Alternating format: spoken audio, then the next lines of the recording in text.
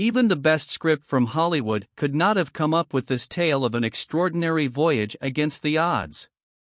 Cast away into the deep blue sea, with no control, no food, and no land in sight for 438 days, the story of José Alvarenga is one of both hope and despair in equal measure, but ultimately triumph. November 17, 2012, was just another ordinary day in the life of fisherman José Alvarenga, as he set out on his daily 10-hour round trip to his usual fishing spots near the waters just off the small fishing village of Costa Azul, off the Mexico coast. A native of El Salvador, José had moved to Mexico in 2008 in search of employment. He found work as a fisherman in the fishing village of Costa Azul, off the coast of Chiapas. Every other day, for the last 4 years, José had set out to sea for hours on end to catch sharks, marlins and sailfish, and today seemed no different. Perhaps as a precursor of the misfortunes to follow, José's fishing partner was unable to join him that day. But instead of canceling the trip, José quickly found an assistant in the form of a 23-year-old novice named Ezekiel, who he, until that day, had never met. Using a 23-foot fiberglass open-top boat, equipped with a single outboard motor, and a refrigerated icebox and just enough food rations to last them 24 hours, the pair set off. The round trip was expected to last just under 30 hours, but due to having an inexperienced deckhand, José contemplated a shorter shift and was hopeful they would catch just as much fish in the short time.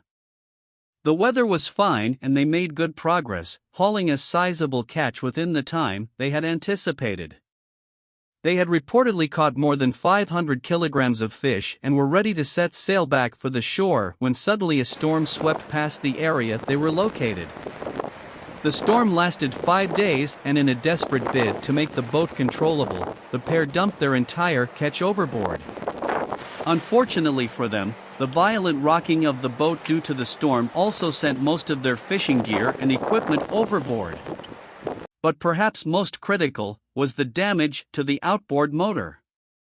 Without a way to steer the boat, they began to drift across the open sea.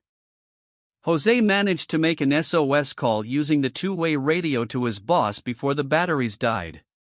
A search party was dispatched to look for the two men, but was soon called off after just 2 days, citing poor visibility. The pair waited for rescue, and the hours turned to days, then into weeks, until they totally lost count of time. They soon ran out of food and water and had to scavenge for food as they had no means to catch anything. Apart from catching fish with their bare hands, the pair also learned how to stand very still until birds landed on the boat, probably intending to rest and catch them. With no way of cooking anything, even after catching fish, they had to endure the stomach-churning experience of eating the fish raw. For a couple of days, the young Ezekiel endured the ordeal but would quickly throw up each time he swallowed the raw fish. He would soon give up trying, and despite José's attempts, he would not eat the raw fish.